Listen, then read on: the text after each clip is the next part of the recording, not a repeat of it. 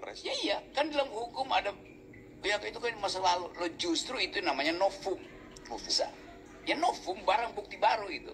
Yang seandainya diketahui dari awal, maka tidak mungkin dia dicalonkan kan. Kan seandainya Fufu Papa ini dibocorkan pada waktu Mahkamah Konstitusi misalnya, ya pasti Jokowi nggak mau ambil risiko. Udah jangan kamu jadi. Dan saya menyapa sahabat dimanapun berada.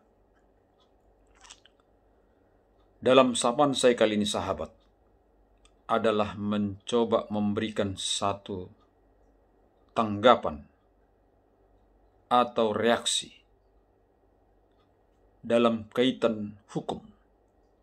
Adanya kesimpulan yang dinarasikan oleh Rocky Gerung dalam satu perdebatan atau diskusi menyangkut ditemukannya pemilik akun Pupu Papa yang oleh pengamat telematika Roy Suryo mengatakan bahwa 99% pemilik akun Pupu Papa bisa dialamatkan kepada calon wakil presiden yang akan dilantik pada tanggal 20 Oktober 2024 yang akan datang. Sahabat-sahabat, tentu kita mengenal siapakah Rocky Gerung. Secara pribadi, saya pun mengakui kehebatan dan kepintaran beliau. Kita mengakui bahwa dia adalah seorang ahli, atau seorang pemikir, atau seorang intelektual besar yang ada di tengah-tengah bangsa dan negara kita. Namun sahabat, ternyata tidak ada yang sempurna. Dan kita teringat dengan pepatah yang mengatakan, tidak ada gading yang tidak retak. Bahwa yang sempurna itu hanyalah Tuhan. Mengapa sahabat saya mengatakan demikian? Karena saya tertarik memberikan satu tanggapan terhadap narasinya atau pendapat hukumnya yang menyimpulkan bahwa bukti Pupu Papa yang sudah dikatakan akurat, valid atau otentik, pemiliknya adalah wakil presiden terpilih yang akan dilantik sebagai novum. Disinilah sahabat yang membuat saya tertarik untuk memberikan satu pendapat atau respon hukum dalam video singkat ini. Dalam video ini sahabat, saya mengambil cuplikan pendapatnya. Namun saya ingin menyampaikan kepada publik agar kita bisa memahami apa yang dimaksud dengan novum. Novum bukan sekedar bukti baru sahabat, tetapi mengandung makna yang lebih luas, yaitu bukti yang terbarukan. Artinya sahabat, dalam praktek kami praktisi hukum, bahwa novum itu digunakan dalam upaya hukum luar biasa atau peninjauan hukum kembali.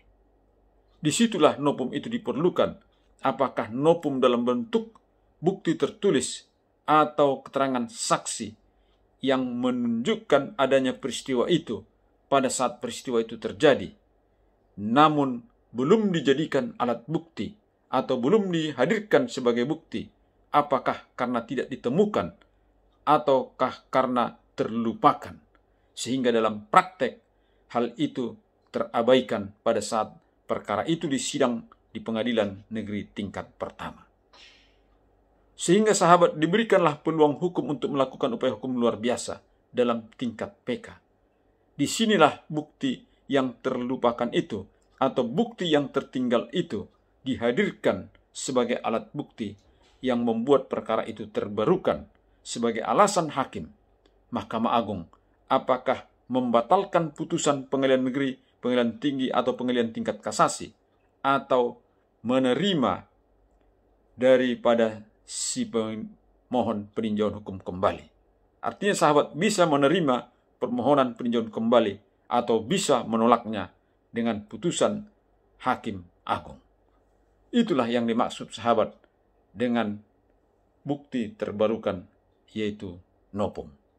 Oleh karena itu sahabat, jika Rocky Gerung berkesimpulan bahwa perkara Pupu Papa yang bisa dibuktikan akurasinya adalah milik akun presiden, wakil presiden terpilih, jika belum ada upaya hukum dari korban ataupun masyarakat terhadap perkara utamanya yang membuat keterangan-keterangan palsu atau pencemaran nama baik dalam transmisi elektronik ITE, jika belum ada upaya hukum terhadap itu, maka bukti-bukti apapun yang dikatakan ahli tersebut tidaklah otomatis menjadi novum, karena belum ada perkara yang dilimpahkan kepada pengadilan untuk diperiksa atau didengarkan keterangan daripada saksi atau keterangan daripada ahli atau keterangan dari tersangka dan dari pendapat para ahli-ahli IT.